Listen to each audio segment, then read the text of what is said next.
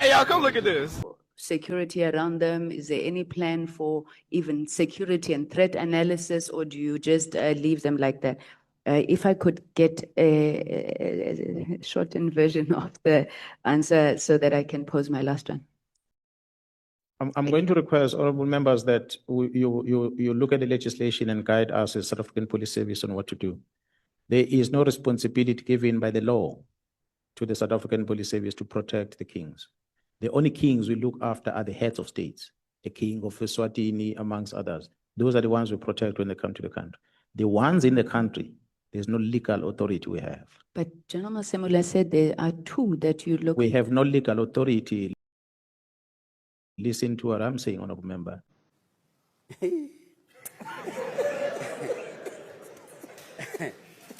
We are doing it. The Portfolio Committee of Police, the Auditor General of South Africa, don't hold us into account. Usiphoxe sonke mina nje ngiphelile ke Nkosi yami ungiphoxe wangiqeda ngoba ngangifunda naye